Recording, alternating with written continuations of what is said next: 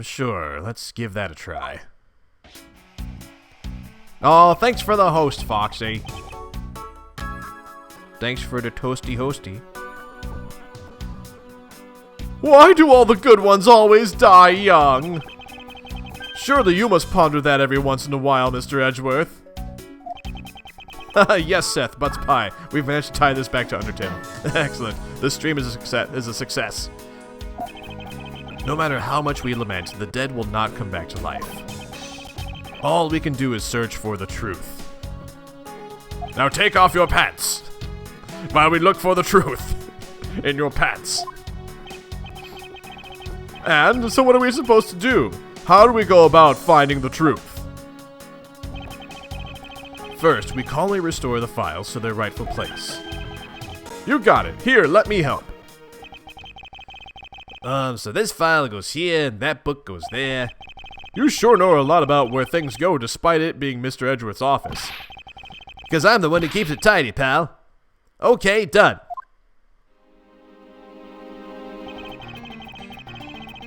It would appear that the murder was definitely committed here. Ooh, interesting. The bloodstains on the bookshelf are still fresh. I suspect that the victim was killed in a standing position, hence the prints on the shelf. And then the guy fell onto the floor, right? The blood on the floor is kind of grossing me out. Detective, I don't have the time to deal with your weak stomach right now. 8,000 calories? Ooh, that sounds yummy, Fox. Venti caramel frappuccino. That actually sounds really good. You know what also sounds really good? Like ice cream. I could totally go for some ice cream, but I don't have any ice cream. That's the problem with my apartment. It doesn't currently have ice cream.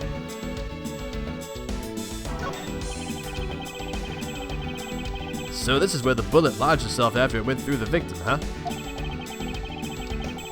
For the bullet to be lodged so squarely in a file spine indicates that the files were ransacked after the shooting had occurred. And I guess the victim was moved because he was in the killer's way? Well, if the guy was shot in a standing position,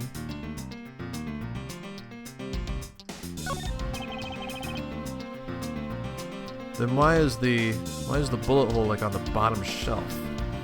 I thought the guy had to have been sitting when he was shot or something. Blue cheese ice cream, yes. That sounds delicious. He must have tried to support himself with his hands here after being shot. There are prints on the floor, too. Those must have been made when, unable to stay standing, he dropped to the floor.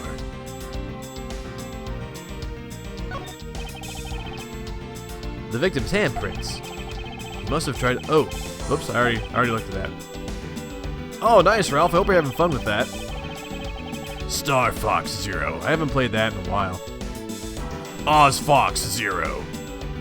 Let's take a look at the organizer. I think crime scene notes. Bullet went clean through the victim's abdomen.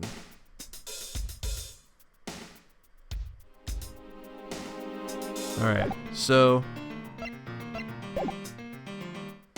if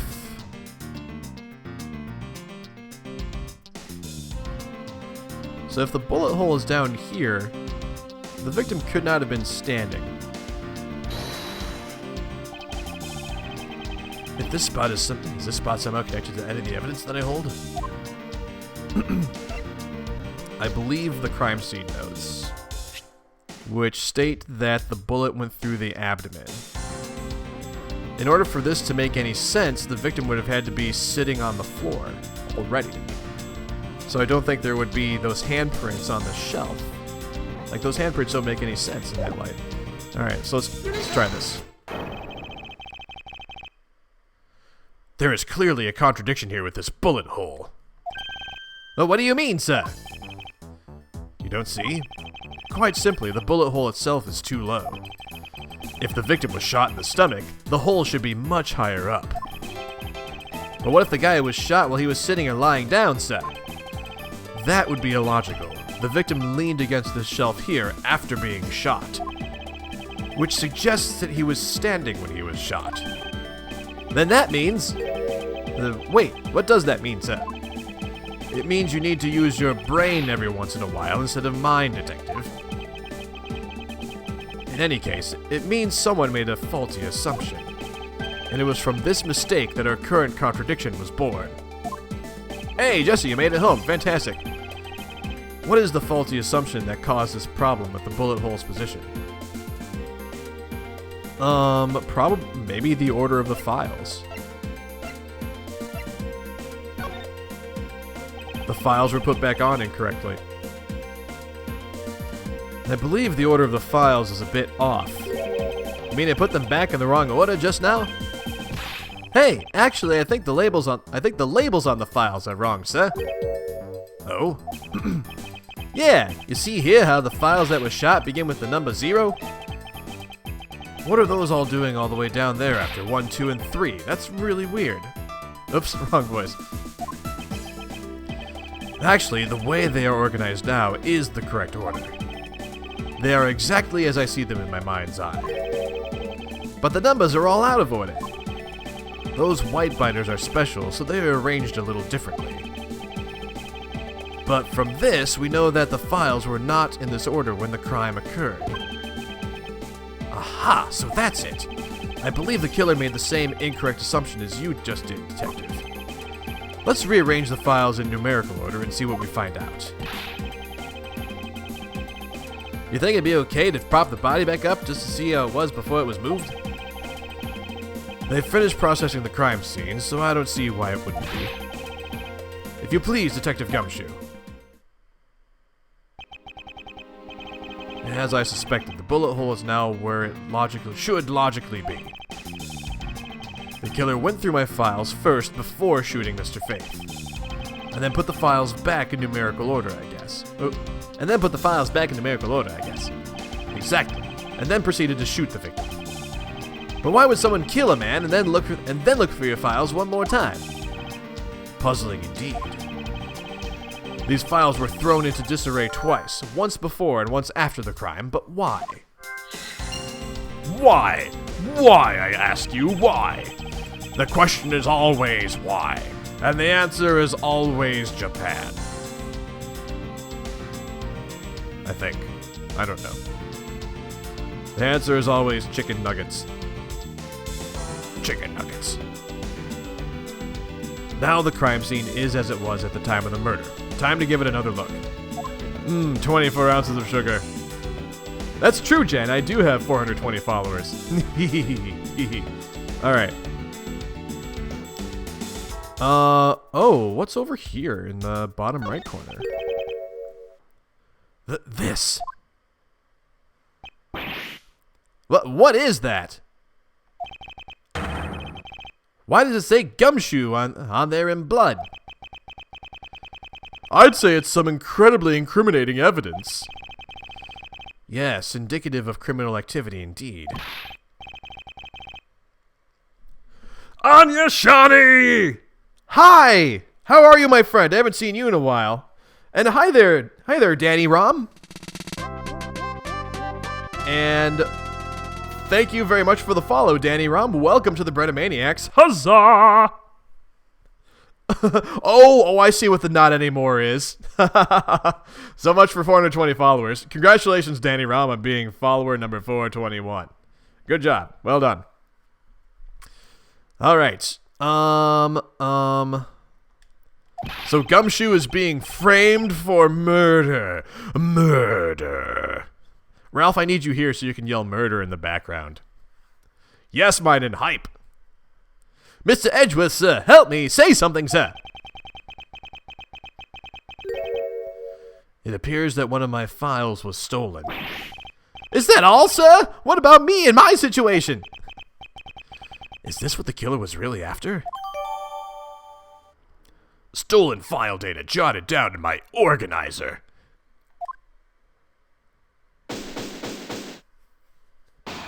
Anya Shani, how is life, my friend? Looks like Jim was able to leave us the name of his killer in the end. Oh, that's not the right voice. Looks like Jim was able to leave us the name of his killer in the end.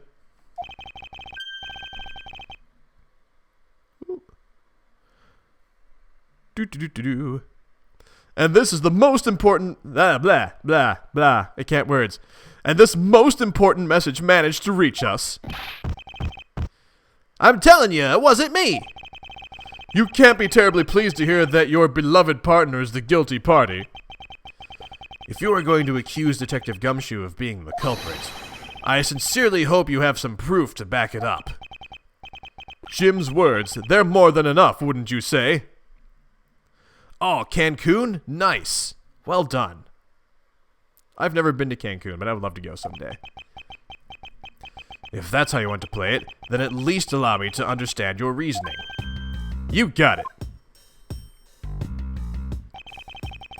I don't like this one bit. There's something strange about this man's attitude.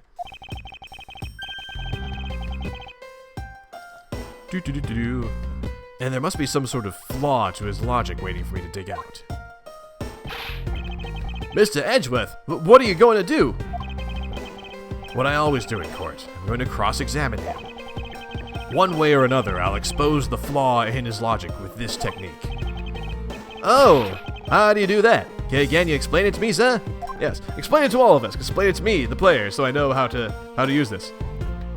Might as well. Alright, first I listen to the witness's testimony. If I find a flaw in the testimony, something that contradicts the evidence... Oh, yeah, Jen's right, Ralph. Star Fox Zero is pretty much a reboot. It's kind of like a retelling of the storyline from Star Fox 64. Yeah, it's more or less the same thing. But it's not like there's going to be a flaw in the testimony every time, right? Correct. And at those times, I need to press the witness by touching the press button. Touch the button. Beep. I have to press the press button. Sometimes by pressing, I can draw out new information and new or modified testimony. I think I get it, sir. I'll be sure to try this technique out during investigations, too. Very well. I'll even show you how it's done. Now watch carefully.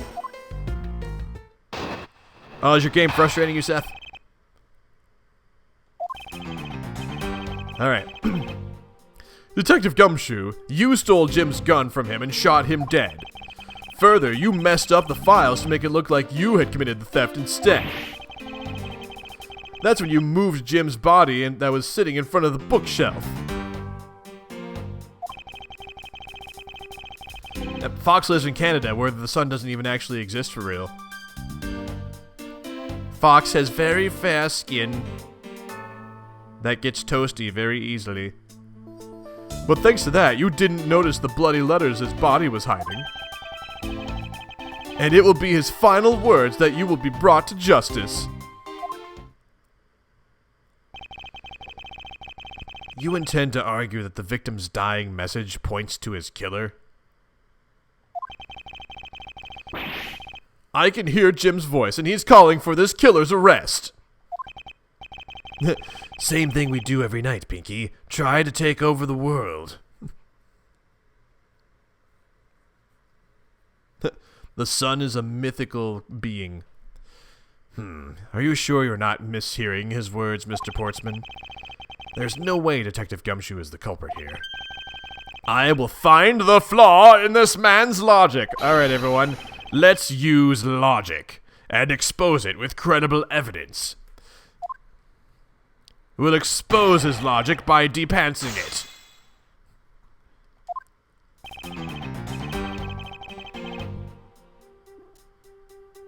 You stole Jim blah blah blah. You stole Jim's gun from him and shot him dead. You know, there's something I've been meaning to ask. What is it? Why do you call the victim Jim? When clearly his name is Buddy Faith. That's true, his name is Buddy Faith. Isn't it obvious? Jim is the perfect name for my companion. Jock and Jim. Don't those two names go together like peanut butter and jam? I mean peanut butter and jelly? But Jim isn't even close to the guy's real name. Well, Jacques and Buddy just sounds off somehow.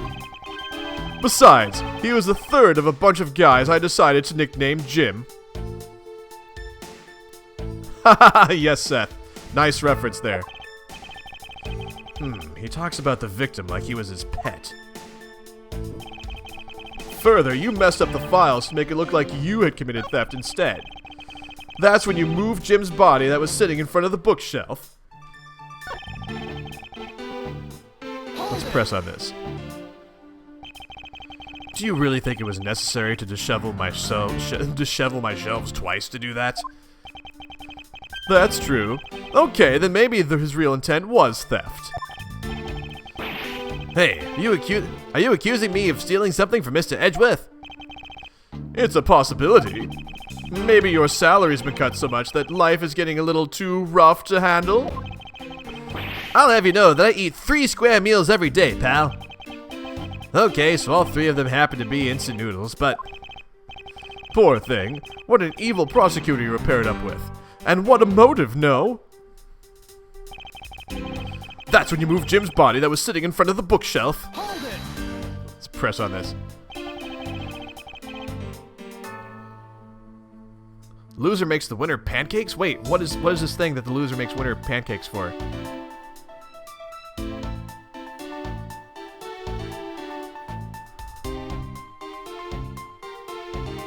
Anyway, and why would Detective Gumshoe do such a thing? Sorry, my foot's really itchy right now. I thought you guys should know. Because the body was getting in his way. He had to mess up your bookshelf somehow, right? Anyway. But thanks to that, you didn't notice the bloody letters his body was hiding. Hold it! Why do you think that the killer didn't notice the bloody letters? The body was covering it quite well, wouldn't you say? That's how he missed it. But judging by what I've seen, it doesn't take much for your detective to miss something. Oh, you're having a Mario Kart deathmatch? That sounds fantastic. Oh, we should like totally play Mario Kart online later. That'd be awesome.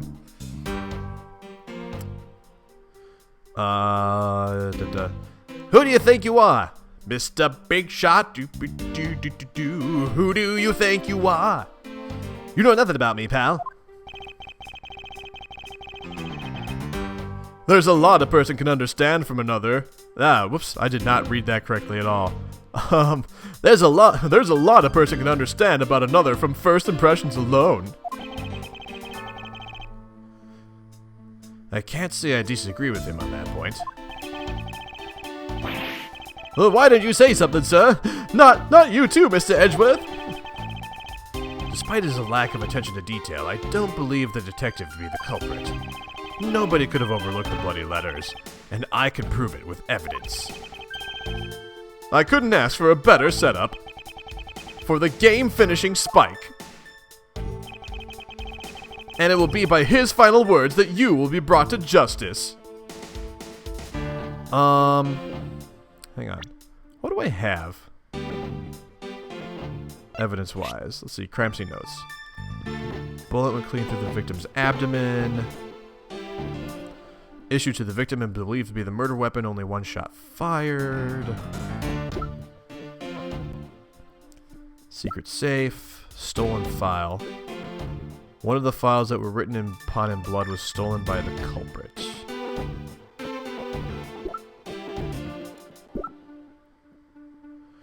So I feel like it's gotta have something to do with the stolen file. So for one thing, why is Gumshoe written upside down for one thing?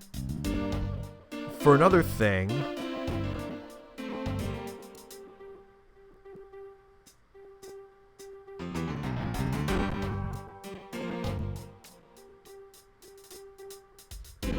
so I'm thinking here. So let's think about this. So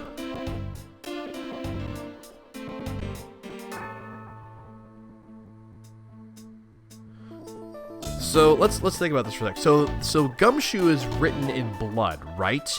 So Gumshoe could not have been written on those binders until after the victim was shot. The evidence suggests that the files had been messed up before the victim was shot, and then they were messed up again after the victim was shot.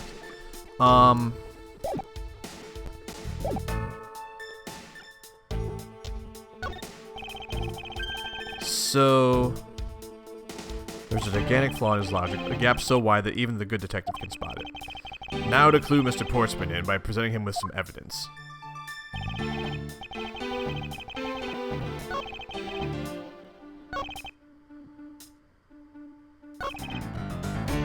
Thanks to that, you didn't notice the bloody letters his body was hiding. So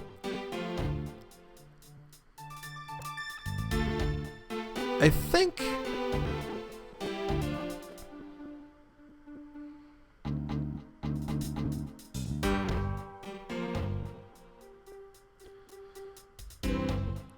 no, here's the thing. So Gumshoe's name was written on those binders, but one of the files is missing, and part of Gumshoe's name isn't written. So like the killer would have had to know that those letters were there. Let's say Gumshoe was the killer. If he was the killer and he didn't notice that the bloody letters were there, then there shouldn't be a file missing, right? Because okay, I think the binders, I think the files is the evidence here. I think that's where the contradiction is. Oops, that was the wrong button. Objection! All right. Perhaps you're not aware, Mr. Portsman, but there is a serious flaw in your logic. Yeah, they're also upside down as well, Magna. I think that's probably part of it too. Bringing a bit of the courtroom into this, I see. No problem, I'm game. I can't help but find it odd. Excuse me. Odd that a fellow prosecutor would be brought down by the power of his own office. What are you talking about? Oh, you're joking. I get it. Ha ha ha. If you have the time to laugh, then you have the time to take another closer look at this. Do you still not see? If not, may I direct your attention to the missing file? What? That's impossible! What's impossible, Mr. Portsman? Oh, nothing. The files on that shelf are all about a certain the files on that shelf are all about a certain case. When the killer went to take that file after murdering your partner, I highly doubt they could have missed the bloody letter. I can't talk. I highly doubt they could have missed the bloody letters written on the spines. Objection! It's possible that they could have taken the file before committing the murder. I think it's pretty obvious that the file was stolen after it was written on. The missing letters in the detective's name, where the file should be, is proof. Yeah, I mean, the S is gone, and there's only half an H. If Detective Gumshoe really was the culprit of this case, I highly doubt that even he could overlook his own name written in blood on the files, especially as a detective who can't stand the sight of blood. Ah! Gasp. Which means, what exactly does that make this dying message? It makes it the work of a criminal intent on tampering with the crime scene. That's so low. I can't believe the criminal tried to pin this whole thing on me, sir. I'm gonna get him, sir. You'll see. I'm gonna have him under arrest in no time. That's true. It's gonna happen in no time.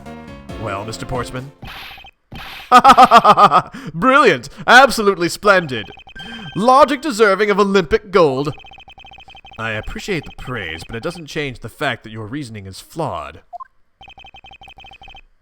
Meh, you win some and you lose some. That's how life goes. Glad everyone's so cheery, even though I feel more dead than alive. Oh, poor Gumshoe. Poor Gumshoe. Ah, but you know, it really is a shame. I really didn't want to have to bring this up. However...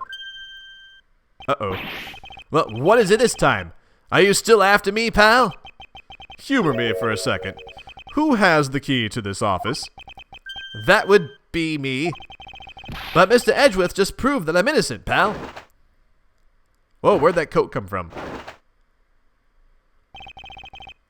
That's absolutely right, and I acknowledge your innocence. Then why do I sense that you still have something to say? Uh-oh. Uh-oh. What's up? Well, I was thinking, did you know that there is one other person with a key to this office? One other person. Hey, you there! Yes, sir. What is it, sir? Would you kindly fetch and escort that young lady here for me? Young lady? A lady? The girl is a member of this building's security. Think of her as a material witness. Is it security? Did you say security? No, stop it, pal! Don't! What's wrong with him all of a sudden? Who is this? I believe she needs no introduction. I have called upon Miss Maggie Bird. Oh, Maggie Bird. I remember Maggie Bird. Which game was Maggie Bird in? Was that... Is she in Justice for All or is she in Trials and Tribulations? I can't remember. I want to say Justice for All. I want to say she's like in the first case of Justice for All. Ms. Bird is on the security guard. Is the security guard on watch tonight? I see. And your point is? My point is that she could very well have used it. Oh, thanks, Minen. Yeah, she's the first case in Justice for All. Like when Phoenix like hits his head and temporarily gets amnesia or something, if I'm remembering that correctly. Oh, she was also in Trials and Tribulations, right? Yeah. Okay.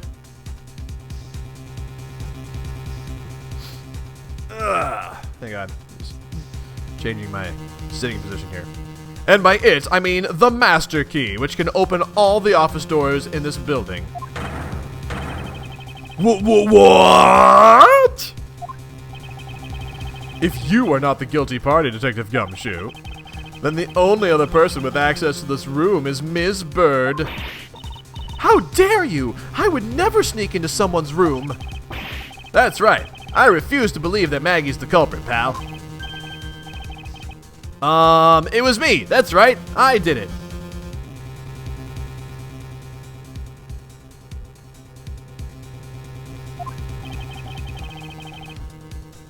Can we take that as a confession, Detective? Well, it wasn't really me, but it definitely wasn't Maggie, pal. So, yeah, it was me. If it was, you'd have no problems with that, right? Please refrain from flying off the handle, Detective. There's no needs for such theatrics. Listen to your boss, Detective. He understands what I'm saying here.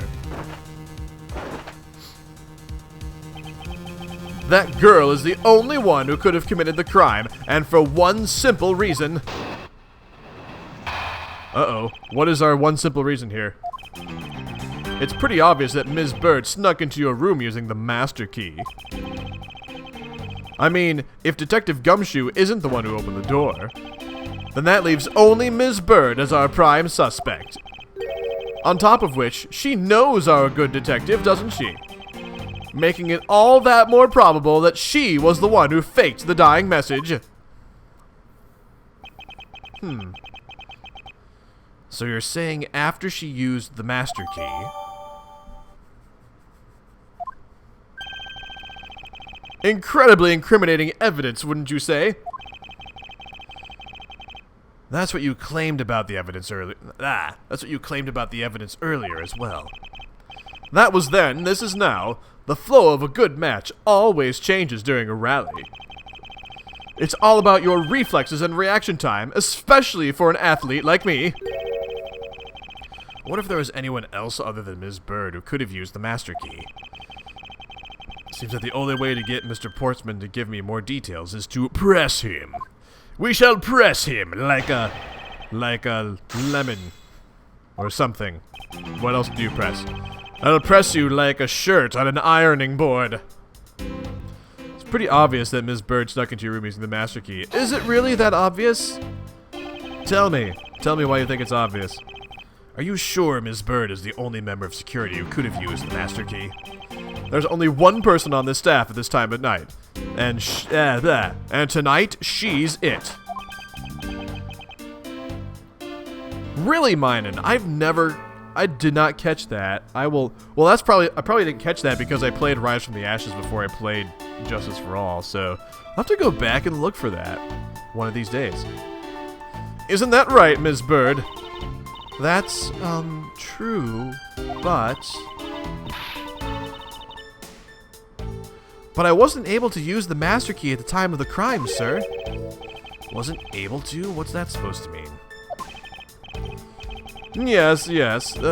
Moving on, I'd hate to get sidetracked by something unrelated. What do you mean unrelated? I want to hear what she has to say, pal. But you can't really trust her not to tell lies. Plus, I hate wasting time.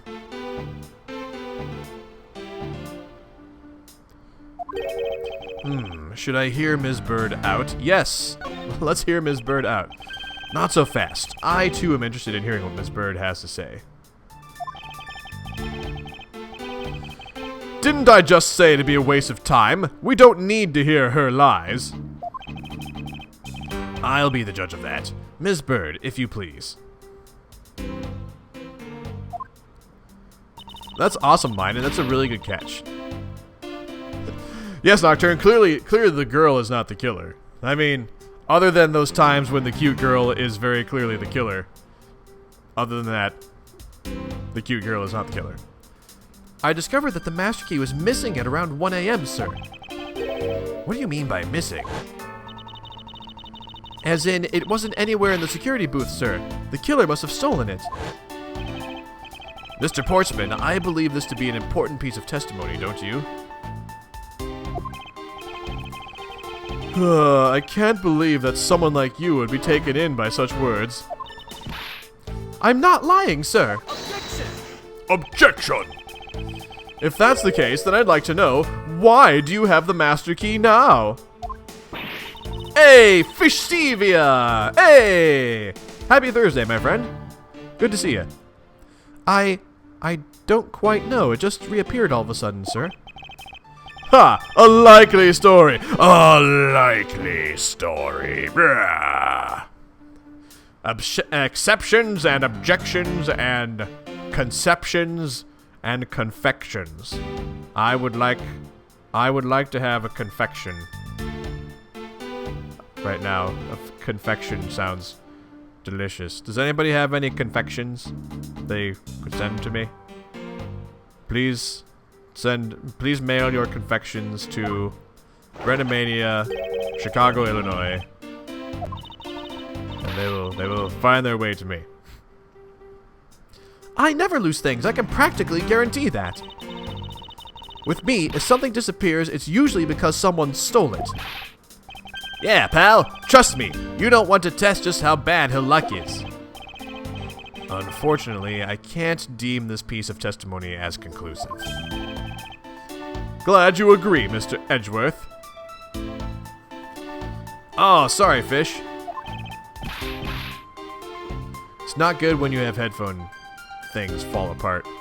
But you still haven't established Maggie's motive for breaking into Mr. Edgeworth's office. Her motive? Didn't we already establish that it was theft?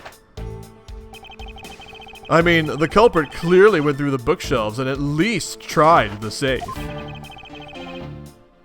It is as Mr. Portsman says, Detective. I can't ignore the fact that all the evidence points towards a motive of theft. But I'm done taking blows. It's time to counterattack with a few facts of my own. Okay, fine on you, Shawnee. Fine. Go ahead and eat them for me. Might be best that way. Her intent? From the messed up shelves to the wiped down safe, I'd say thievery. Actually, she wouldn't know. Well, here's the thing about the safe. Each prosecutor has one in their office. Only they know of them. Prints were wiped. So here's the thing. Here's what I'm thinking, guys. I think I can present this because Maggie is not a prosecutor, so she wouldn't know about the safe. So I think I'm going to present this.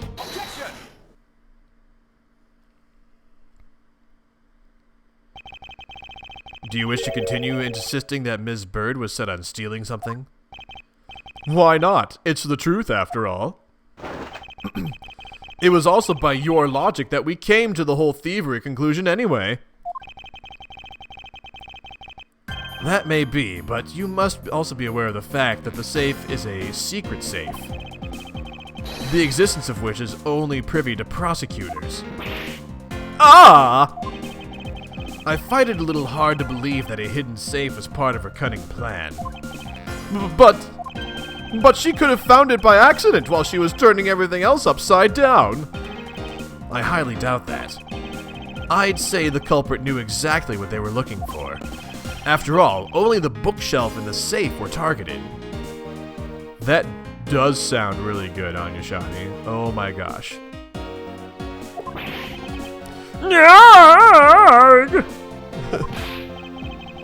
Yeah, even I didn't know about that safe, pal. And that means there's no way Maggie could have known about it either. Then are you proposing that the killer is a prosecutor? Interesting conclusion. That's definitely looking more and more probable. In fact, you're the killer, Portsman. You're the killer. What's wrong, prosecutor? Do you have a different suspect in mind now? Curses! Why? What made you? Well, what's with the angry face all of a sudden? It's all my fault. What do you mean? It's Jim. He knew about the existence of the secret safes. What did you just say? We were partners, like inseparable conjoined twins. Inseparable conjoined twins. Like, that's a little redundant, isn't it? That's why I told him I filled him in on the secret safes. And that means... Yeah, I know. I had only just told him too. Obviously, it was wrong of me to tell him. I still can't quite believe it, but the thief who broke into your room was probably Jim. Damn it, Jim. Now he's claiming that the victim was the thief? And you were simply trying to stop him, weren't you? Ms. Maggie Bird. Excuse me? Oh, I see where you're getting at now. I mean, you are a security guard, right? That's your job. Oh, Jesse got you a present? What did he get you? What did he get you, Jen? But killing is going a bit too far, even in your risky profession. What the? You're still accusing Maggie of the murder? Yes and no. I mean, she had stumbled upon Jim, who had probably drawn his gun. I get it. It was self-defense, wasn't it? No! I couldn't! I could never do something like that. Not even as a security guard, sir. Plus, even if he was the thief, he wouldn't have a key to his office. Which is precisely why he had to steal it, wouldn't you say? It was Jim who stole the master key. Ah! Pretty impossible for a supposedly stolen key to be here with us, unless... Well, unless you retrieved it from Jim after you killed him. Mr. Portsman, are you honestly accusing your own partner of being a thief? I don't want to admit it, but it's the only way for everything else to make sense. He has no honor? Now then, I think we're done here. The investigation waits for no man. Would you people be so kind as to see yourselves out? You can't kick us out. This is Mr. Edgeworth's office. Ah, but I'm the one who's been assigned to this case. You are all suspects to varying degrees, and therefore ineligible to run this show. Listen, pal, how many times do I have to say this? Maggie can't be the culprit. Detective Gumshoe, calm yourself. But sir, we have no choice but to accommodate his request. For now.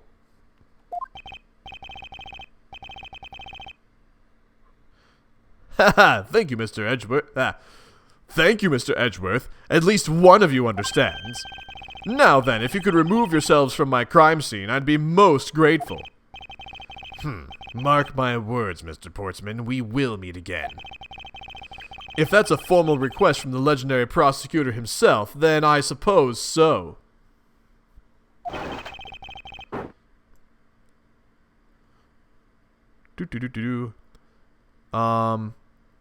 I just blanked for a second, sorry. Now don't disappoint me, you hear? Ah, to be continued. Oh no. The suspense. Alright, we got through the first part of the story. First part of the first turnabout. First case.